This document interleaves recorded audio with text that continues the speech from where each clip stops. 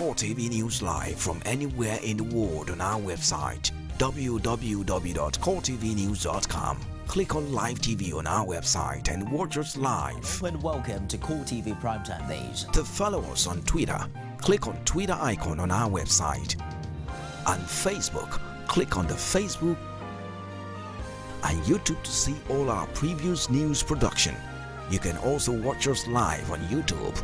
Click Core TV, leave a space, then News. Core TV News, a 24-hour news station.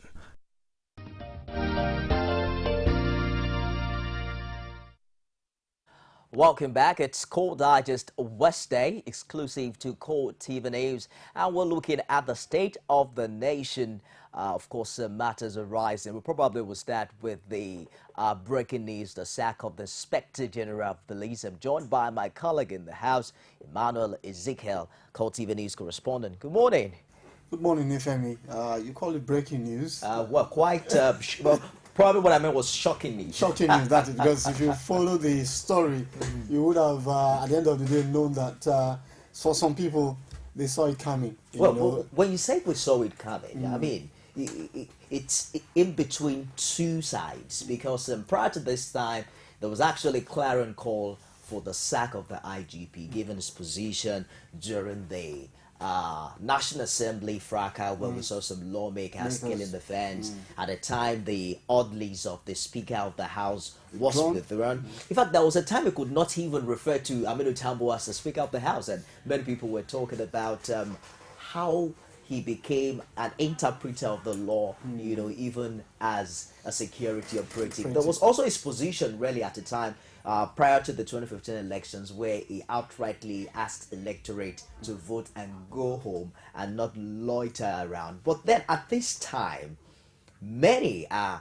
really baffled as regards why now, 5 weeks to the termination of the Jonathan administration. Well, there are several reasons that have been alluded to that. But before we even go into the reasons, one would have thought that going by the outcome of the elections, of the elections 2015, in fact, just a few days ago, a day or two back, the U.S.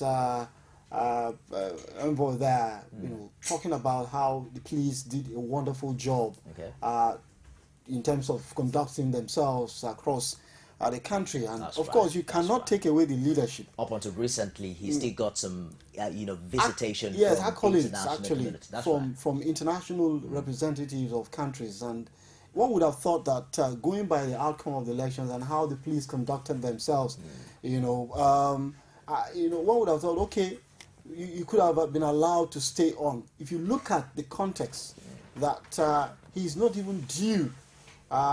He's 4 years ahead, going by the reports we have, that is 4 years ahead of retirement, March 22nd to be precise, 2019.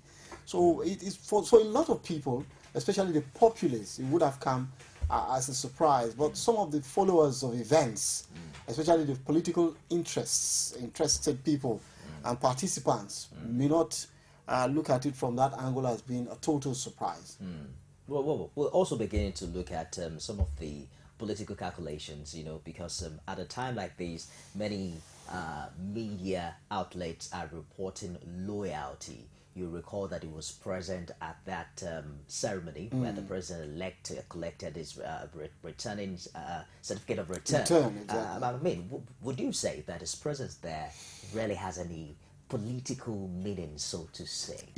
Politicians are politicians, and they think politically.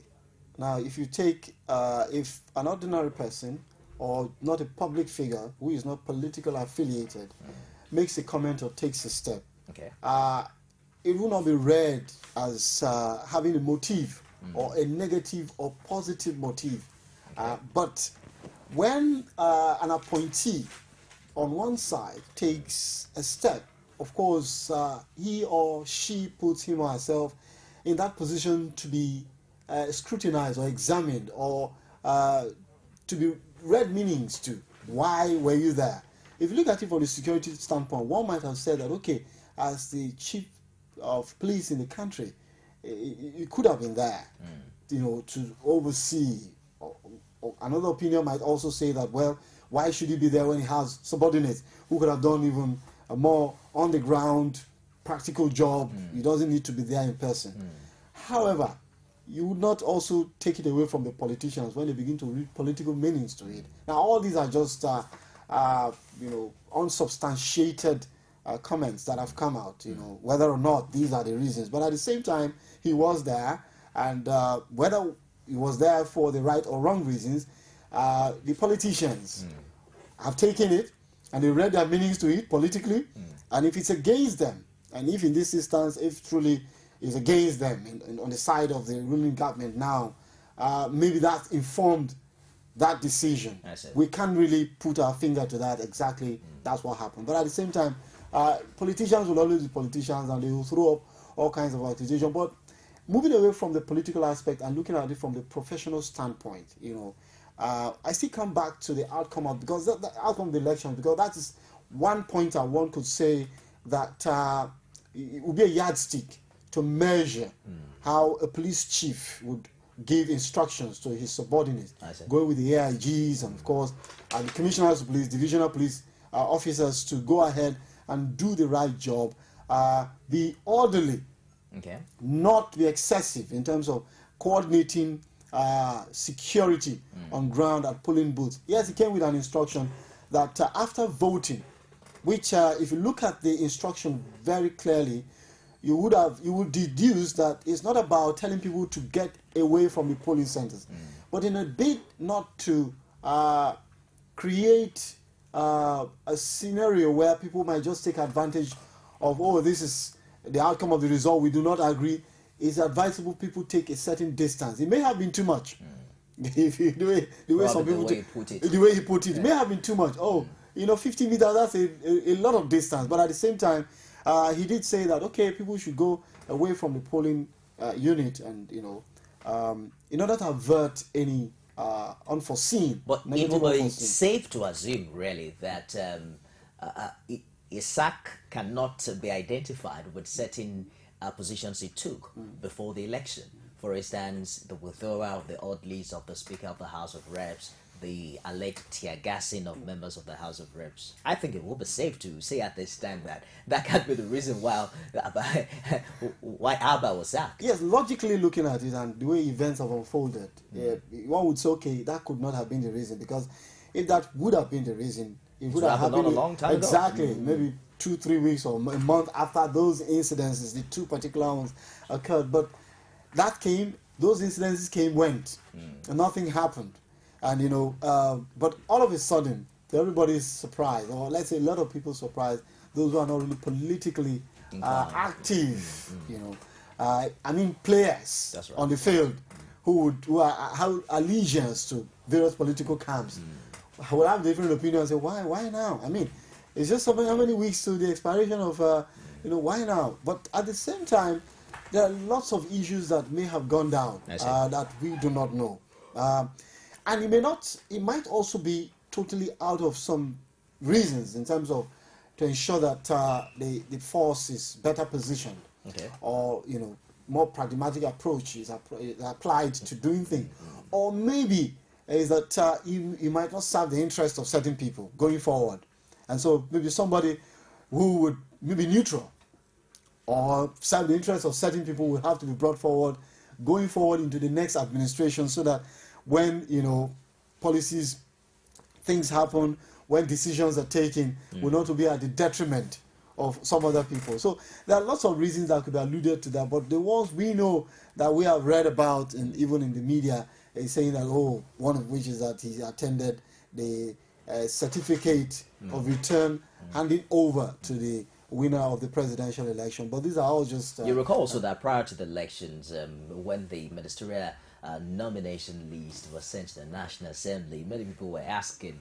that, do they really have enough time in their hands to function as ministers? But now I think we have a reappointment, a new appointment 5 weeks before the end of an administration, and it's quite interesting. But let's open the phone lines, MCR, and also feel the pulse of Nigerians as we get some of this latest developments. If we can get with the graphics of Jonathan Sachs Abba, we can also quickly take a look at the pedigree of these two individuals. Many are beginning to say from Sulaiman to Solomon, and then we'll see what that transition can do in about 5 weeks thereabout. But Abba hails from Guaram local council rather of Jigawa State, and is an alumnus of the Nigerian Institute of Policy and Strategic Studies, the NIPPS in Kuru.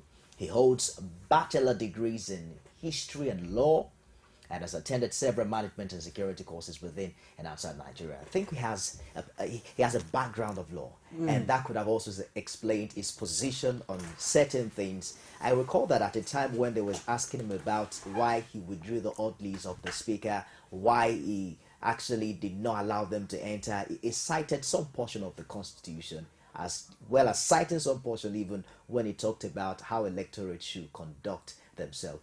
Maybe we should also start looking out for IGPs with no possibly law background to keep us safe, so that security operatives can understand the line between keeping people safe and secure and interpreting the law. Well, when you look at the appointment of IGPs, it's actually from the rank and file. That's right.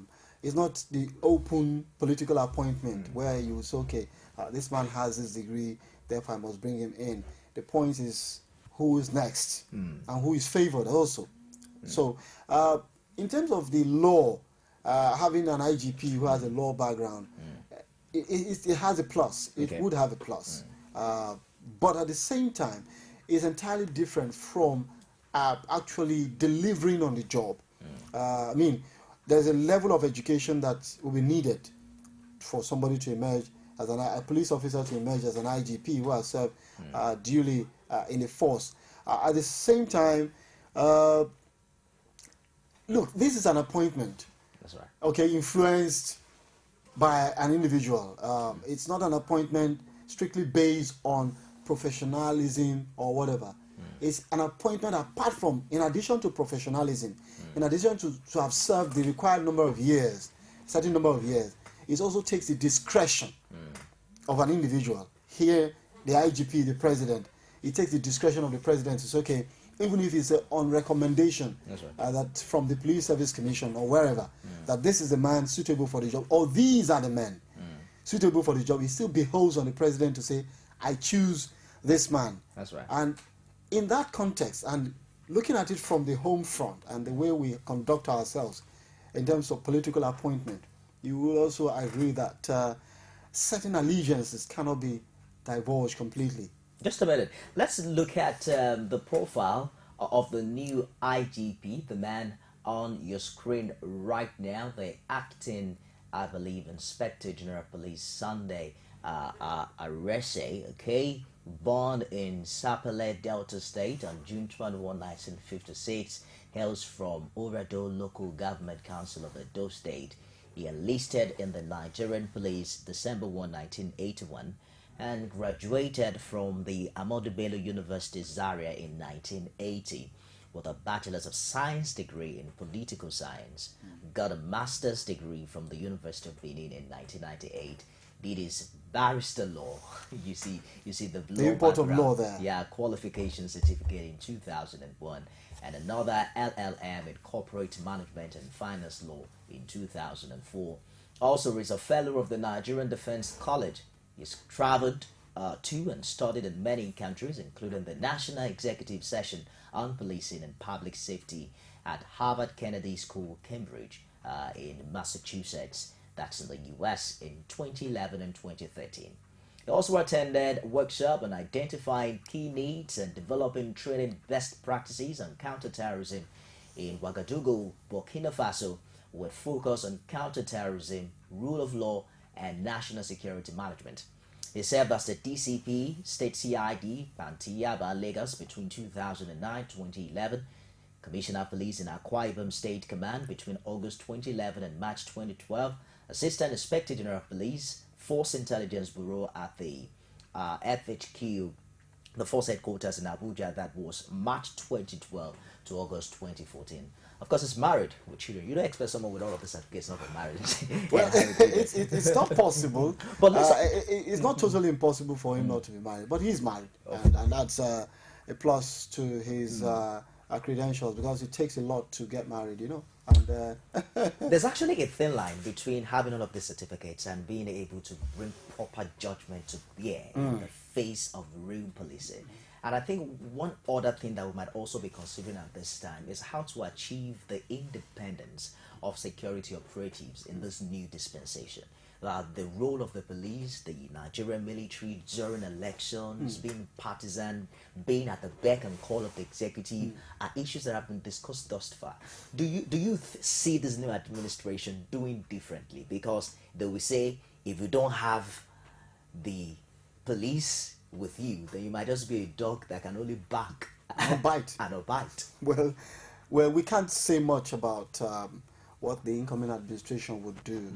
It's more like a baby that has not been born. You know, before all the technologies, people didn't even know the sex of the baby. They have to wait to know if it's a boy or a girl. And over time, see how the baby turns out. You know, but today we know the sexes in terms of that in terms of technology application. I think it goes with that you can't really say. Even at the moment, there's only promises that could be made, which is expected. You needed to give people assurances that when, you know, they needed to do that, that when they come in, they will do things better in areas that are, you know, not properly done, and maybe improve on areas that were properly done. Going with security as well, and in terms of policing, we all know, or we are aware of the challenges, because when you talk of policing, it is the end result that really counts. How the lowest ranking police officer, you know, discharges his duties at that neighborhood. That's right. In that neighborhood, that really counts. And until policing gets to that place, and you know, it will still be a far cry, and we're yet to get there. It's just a hope. We just hope that the incoming administration will look closely at how to get policing better in the country. Remuneration, that's right, which is key. Equipment of the police force. We all know how sometimes the police are not even capable of battling criminals at some point. But of course, there are scenes during the election where you even see the police personnel running away. You know, the policeman snatching. Absolutely, the policeman is a Nigerian who have decided for whatever reason to serve, okay, to protect lives and property, and he needed to be alive to serve. That's right. So, so the issue going forward is for the incoming government to do what I would call a comprehensive and, you know, short, medium, and long-term approach in terms, and also informing Nigerians what is achievable going forward. I know politicians will have to make some unrealistic assurances just for people to be part of them. But as now that, you know, it has been decided, it is also important for them to, in this area of policing, tell Nigerians this is what is achievable. And also, if the people are informed, it will be easier for Nigerians to be part of policing. I see. Because there are too many examples. There are classical examples, like for instance the Boston bombing. It was a citizen who was not part of the security forces that informed the security forces of what he or what she had seen in her neighborhood. That the man I saw looks like the one you're looking for.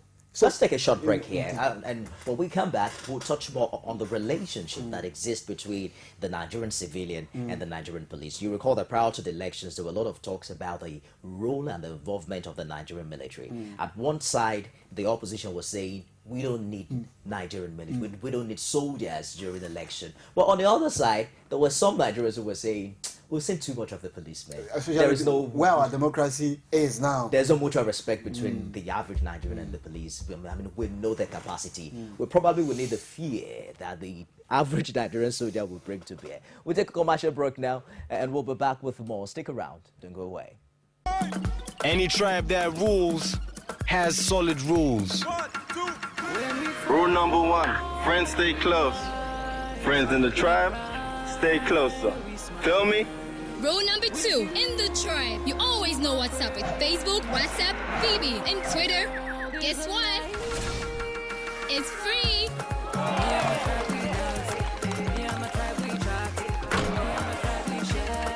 Rule number 3, There are no rules with SMS. It's endless. Yes, boss. Rule number 4, enjoy very long conversations with that special someone. Enjoy endless connections to your friends with free calls, free WhatsApp, Twitter, Facebook, and BBM. You also enjoy up to 200% bonus on your recharges to call all networks. Migrate now by dialing *312# and start a live endless connections. Airtel, the smartphone network. Welcome back. It's Core Digest Wednesday, and we're talking about state of the nation, some matters arising. Of course, we are with the Nigerian police force, where there seem to be some changes in the name of leadership. They say it's from Sulaiman to Solomon. Earlier, we also touched on the background, the academic background of these two individuals. Of course, we have a situation where both of them seem to have a legal background, having studied law at a time or the other. Emmanuel EZEKIEL is right here with me, and you know, before the break we were talking about how to enhance that relationship. You recall that there was a time, I think it was before the conception of the national conference, there was this craze about state police. And you know, the danger also, many have stated, would be the high-handedness of the executive governors of the individual states. Imagine some fracas we've had in the past. Imagine the state governor having absolute power over, you know, the paraphernalia, you know, of the state police. And you can tell how bloody, you know, the fracas between the River State government and the federal government would have been, you know, if that was the reality prior to that time. But then we're looking at a situation whereby it's a popular say where they tell you, when a soldier man slaps you, then you know that the police is your friend. You know, there's this awe. Of course, it was supposed to be a mutual respect, but there's this awe, this fear that the average Nigerian has for the soldier man. But how did we get to this situation whereby the police that is supposed to provide the domestic and the primary, you know, function of safety, of securing lives and property, has been relegated, so to speak, by even the Nigerian people? Before I come to the last question, look at the military-civilian relationship in Nigeria. Of course, historically tells us that you know, in the last about 16 years, we just got relieved. I hope it's a permanent relief, and I believe so. That's a permanent one. That we're going forward as a nation to show examples to the world that we can sustain the tempo of civilian governance. Having said that, if you look at the civilian military relationship in Nigeria, it's been that of awe. You know, and they tell you that soldier, when you hear the word soldier, you know, it means a different thing. It means that, look, you've got to stand in line or you'll be whipped into line. And so that fear is still there, and it's unfortunate because ideally the military is not designed. Military wasn't designed to control people internally. Military, in terms of the army, the air force, the navy, it was more about protecting the sovereignty of a particular geographical location. Okay, now it's come out different, going by the political fallout of our country. That's right. Where in the early days of our independence, they had to come in for whatever reason that Nigerians have said now. It's not the best of reasons. Whatever reason, it's not good for us. Anyway, they came back again and again and again.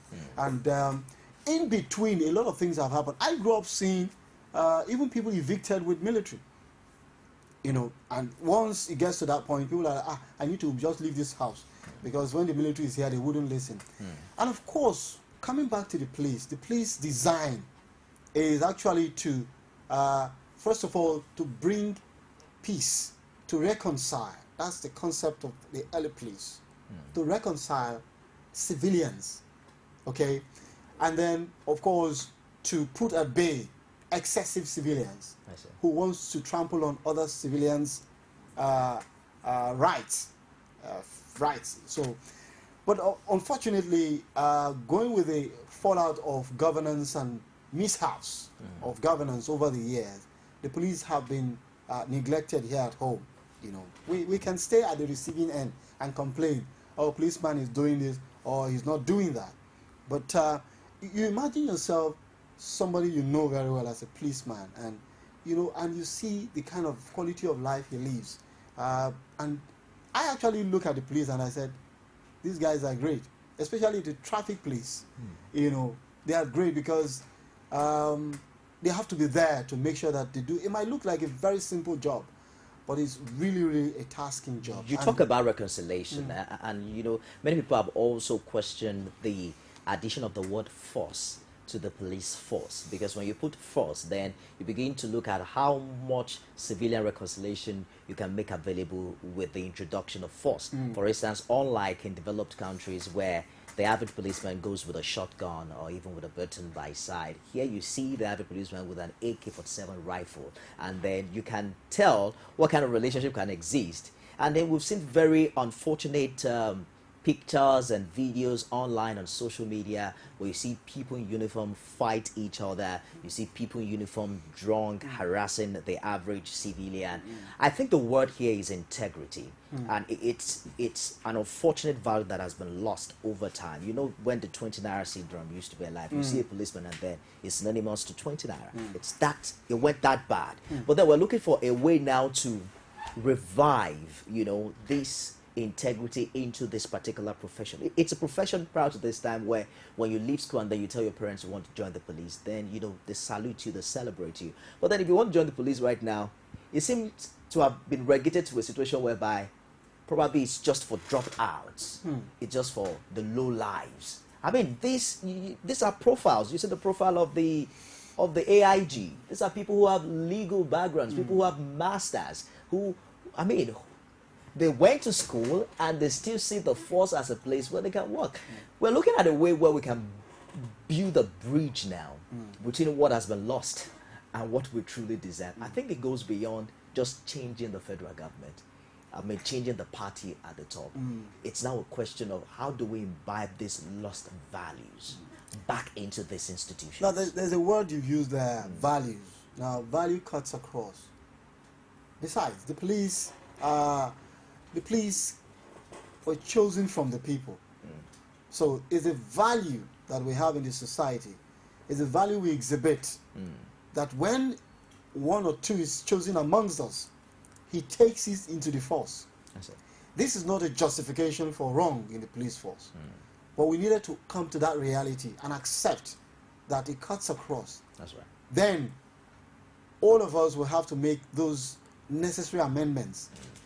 Amendment practically outside of the police force will mean that when the wrong police officer, because there are right police officers, when the wrong police officer tells you, Nifemi, you needed to give this to me because I feel that you've done something wrong, and you tell him no, let the law take its course, then we would have done our own part. Then of course, the police also would have to, as an institution, because when you have this go in, imagine you refuse and you end up in the police. That refusal will transfer into you rejecting when you're given. I see. So it's a societal thing that is a two-way traffic. However, the police also can take the lead. It's possible to take the lead. The citizens can also take the lead. Now, who takes the lead? That's the question. So the citizens blame the police for all the wrongs. The police blame the citizens for all the wrongs. However, somebody has been commissioned to do a job, and it behoves on the police authorities, now the incoming government for instance, to ensure that there is a new approach. And I would start that approach to be motivation, the right motivation, training, not just the physical training, mental training, in fact education, because we know a whole lot of the lower cadre in terms of communicating, in terms of not necessarily speaking the right English,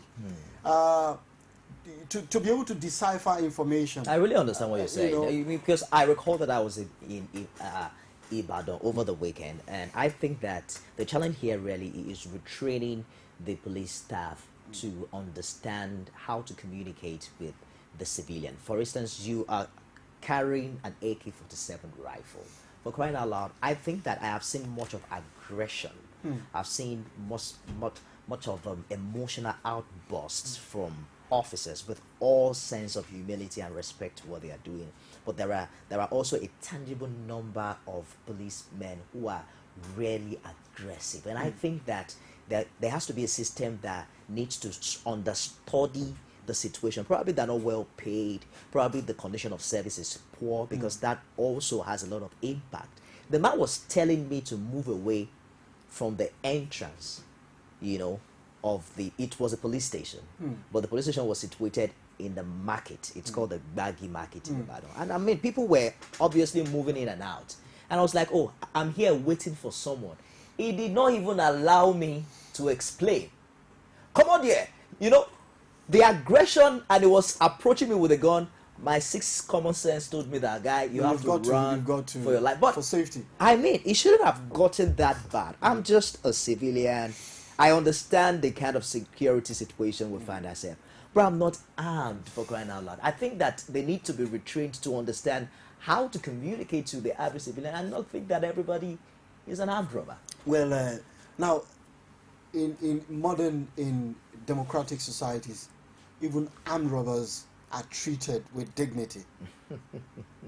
A person does not need to be a criminal until you are charged by a court of jurisdiction. Competent jurisdiction. You are not. No, you know, even after that, the human dignity remains.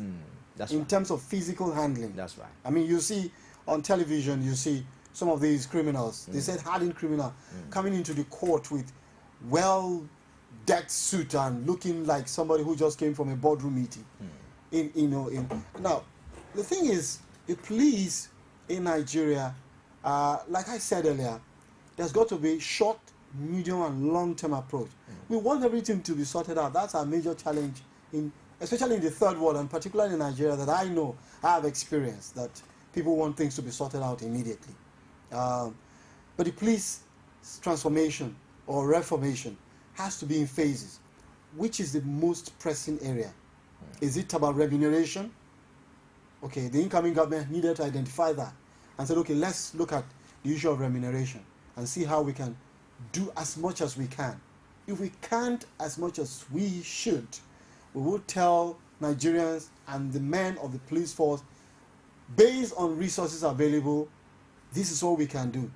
And for crying out loud, if someone's daily job is protection of life and property, open to such risks, you should pay their money, because that's where it actually starts from. What you see, the truth about the truth about governance and running government is entire. Otherwise, you will not be having certain situations you have where lecturers will have to go on strike for 6 months, and even here in Lagos, where doctors will have to be at loggerheads. I mean, nobody wants such.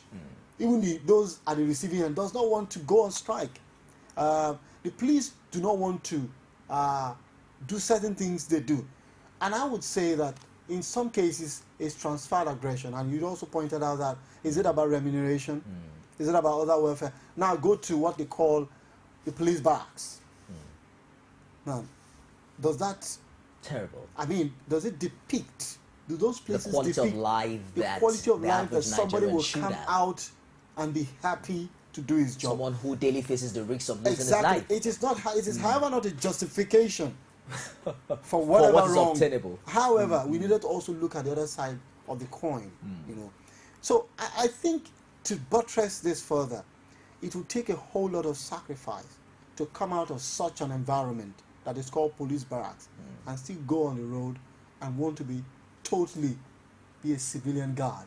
One of my favorite questions on the show recently has been to ask people, how long should we give the incoming administration before we start kicking? Because the expectation, no doubt, of Nigerians far high, and then people cannot wait to see changes. Is it power? Is it the economy? Is it security? But then, thinking deeper too, we might also have to understand that the change might not really be the sole responsibility of the president-elect or the vice president or a particular political party. It has to trickle down to every phase. Even the basic institution of family, you know, we have to experience such change. Because, for instance, now we're looking at the Nigerian police force. At what hand is the quality of life that is obtainable amongst the officers. At the other hand, it is the daunting security challenge. Call it kidnapping, call it armed robbery, call it terrorism on the other part. And then you're looking at that as just one little drop out of a mighty ocean. And then you're thinking, for crying out loud, this is not a good time to be a Buhari or to be an Oshibaju, because you're expected to perform magic and miracle. But I think it's a clarion call, because we've had history in this country where we've had police boss that were charged, you know, for criminal activities, for stealing public funds. I think that every people have to wake up and rebuild this nation and see it as a common project that we all can work together. Now, you just took it out of my mouth. It's understandable if people are impatient. I mean, more than 50 years, we've gained independence. And mathematically, it is enough time to get a nation right. But we must also forget that there have been mishaps where what I call wholesale governance during the military. That's what I call it, wholesale governance, where, you know, just anything goes. And eventually, those at the military helm of affairs at the time realized that, okay, it's time we give way for things to take its natural course. And in terms of governance, the people deciding who governs them. That's right. Coming back to the expectation of the incoming government. In fact, the president-elect has said it. I don't know if Nigerians are listening to him. Maybe they're carried away with the change thing. I hope they're reading his lips very carefully. Because he, over the years, and I think the reason many Nigerians believe that he's capable of sorting out our challenges is because of his stance over the years. Although there are some other aspects of him that were actually pronounced because for political reasons, which are also true, they happen, but of course under different circumstances. However, because of his stance over the years, people believe that this is someone who would, you know, like if asset declaration is already an issue now, it's already a topic, and so people believe that he will be able to do, like you rightly said, he's one individual that is going to oversee the affairs of over 172 million, 172.6 or thereabout million, going by the 2012 statistics, National Bureau of Statistics, that we are. But he's already started warning Nigerians. But people are not listening. They are not listening. They are carried away with, you know, everything is just going to turn on. In fact, somebody actually accosted me and said, oh, Mr. Emmanuel, we can't even wait for, you know, the president-elect Buhari to come in, because we know once he comes in, things will begin to change. And I smiled and said, did you hear what he said? He said, it is going to take some time. Now, every development takes quality time. Now, if you honestly have to do a sincere study of the rot we have in the system, cutting across, you're talking of local government to state to the federal, talking of ministries, departments, and agencies, talking of the private sector. It will take a whole lot. Like you already said, it's a common project. And I think this should be one of the mantra of the incoming government. Emmanuel, we can talk about this all day, but I'm not going to let you go before asking you the same question. How long should we give this incoming administration? You put me on the spot there. Before we start seeing actual change or a similitude of change in setting of their promises? Well, I perceive that they will do something very smart, so somewhere along the line, some what I call people-friendly projects, quick fixes, very quick fixes, to at least give people the sign that we're really here for business. Within how many days, how many months? Within, I'm looking at the next 2 years. We're beginning to see some touches of that. You seem to have given me the longest duration. I have heard people talk about 6 months, no, 100 days. Oh, please. they are not, they are human beings. And we've seen some touches of that in some of the states that the party have held sway, or those in the party now, because of course it became a party, APC, just over a year now. And so we will see some touches. But the fundamental economic day-to-day lively issues of Nigerians might still remain largely going forward. But of course, some of the achievements of the outgoing administration, if they are built upon and sustained. We're talking about continuity. Continuity, and those areas that the outgoing administration has not performed up to expectation, probably even totally discarding those projects or ideas and concepts and bringing up a new one. Of course, these things take some time, and Nigerians should be more patient. Emmanuel Jai. And they've ever been. Emmanuel Ezekiel. Emmanuel Ezekiel, I beg your pardon. I have lots of Emmanuel in my hands now.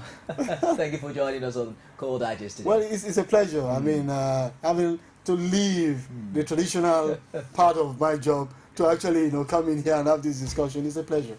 It's a different feel, right? Well, yeah, it's a different feel. Do you think it's easier than what you do on the desk? It is, because when you're on the other side, it's different. And I hope it's positively different from the incoming government. It's all right. We're hopeful too. Emmanuel Ezekiel is of the opinion that Nigerians should give the incoming administration some 2 years. That's quite far. I hope that Nigerians can be that patient, because the explanation also would be that they've been in opposition for quite a number of years. Someone like Buhari had attempted to to lead Nigeria for about 3-4 times. He sure should know what he's doing, and he doesn't probably need that much time to make it happen. That wraps it on the show today. I am Nifemi Ogunsoye. Do join us again tomorrow for another exciting edition. You can now watch Core TV News live from anywhere in the world on our website, www.coretvnews.com. Click on Live TV on our website and watch us live. And welcome to Core TV Primetime News. To follow us on Twitter, click on Twitter icon on our website. And Facebook, click on the Facebook and YouTube to see all our previous news production. You can also watch us live on YouTube. Click Core TV, leave a space, then News. Core TV News, a 24-hour news station.